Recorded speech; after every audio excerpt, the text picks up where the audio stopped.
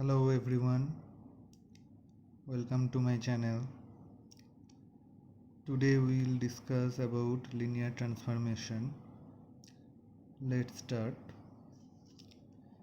Let V and W be two vector space over the same field F.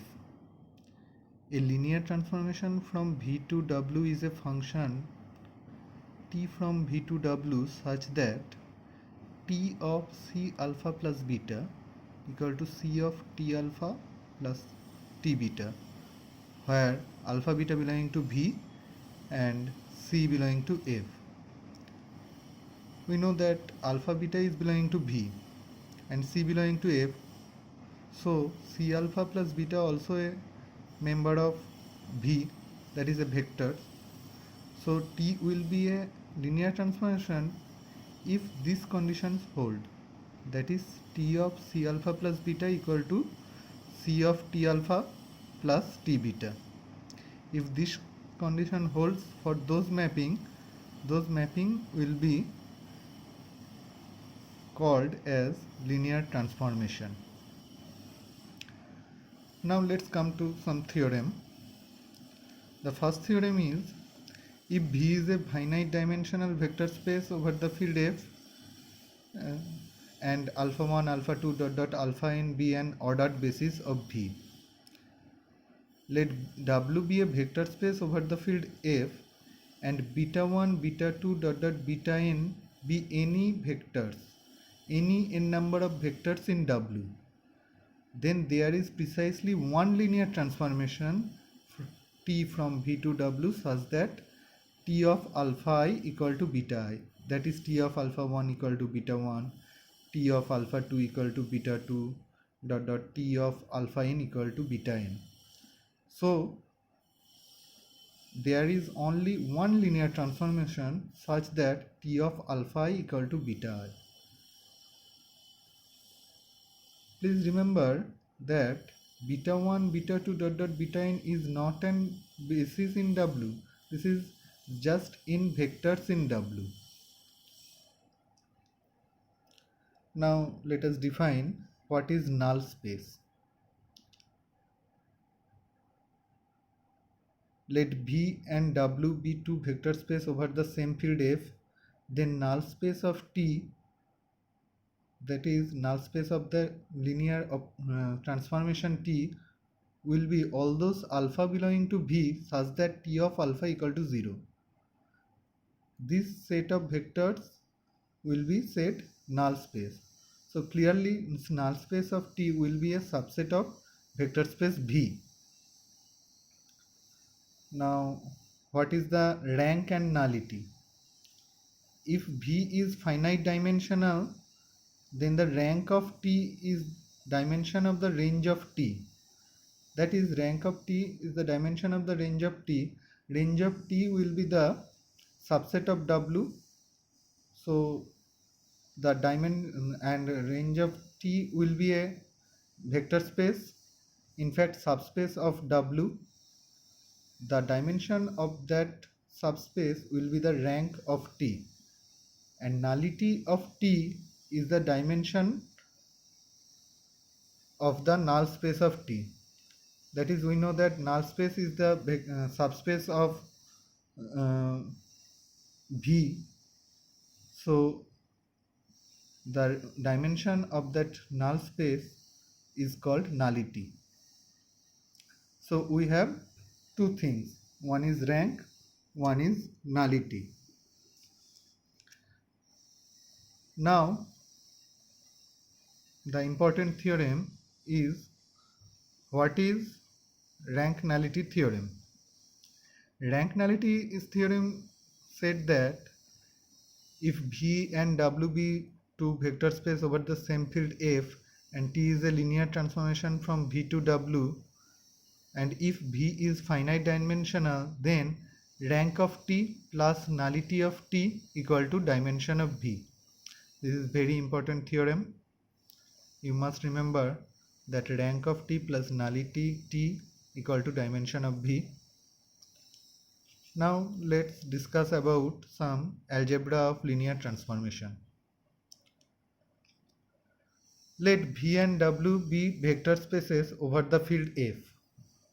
Let T and U, so V and W two vector space over the field F, and T and U be two linear transformation from V to W.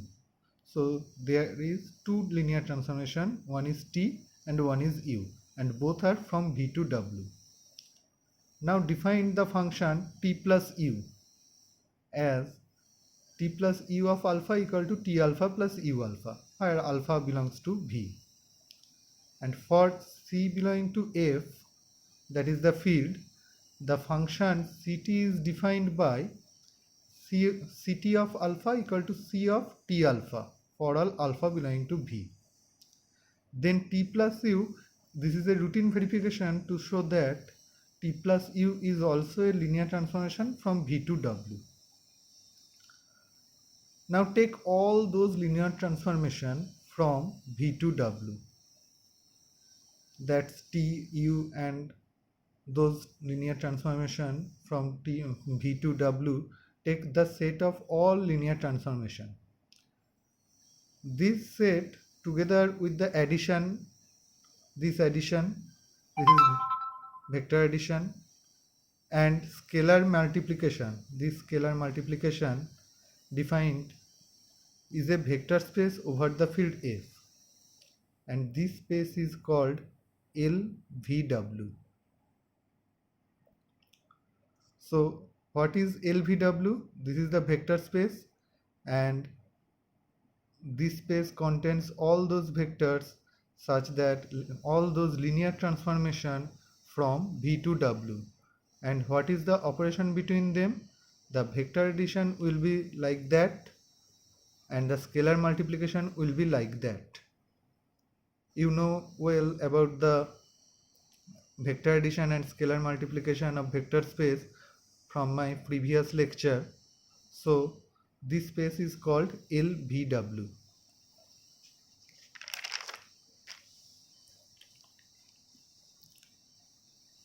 Now the theorem said that let V be a n-dimensional vector space over the field F and W be a m-dimensional vector space over the field F. Then what will be the dimension of LVW? Then LVW is finite dimensional and the dimension will be mn, m into n.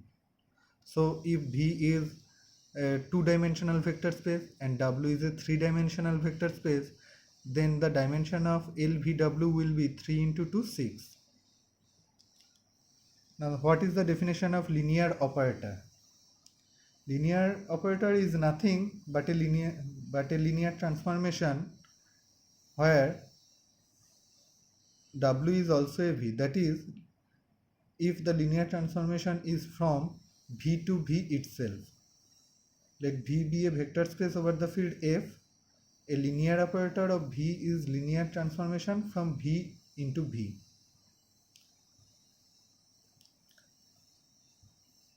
What is invertible linear transformation? Let V and W be vector spaces over the field F. The linear transformation T from V to W is invertible if there exists a linear transformation U from W to V such that T into U plus U into T equal to I. T into U, that means these two operation T and U, those are functions. So T into U, that means T composition U, and U into T, that means U composition T, that is equal to the identity function equal to I. If that exists, then U is called inverse of T and denoted by T inverse, and U must be unique. This is invertible linear transformation.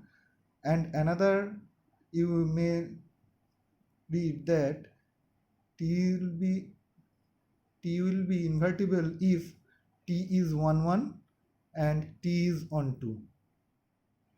T is on 2 means the image of T will be the range of T will be the whole W.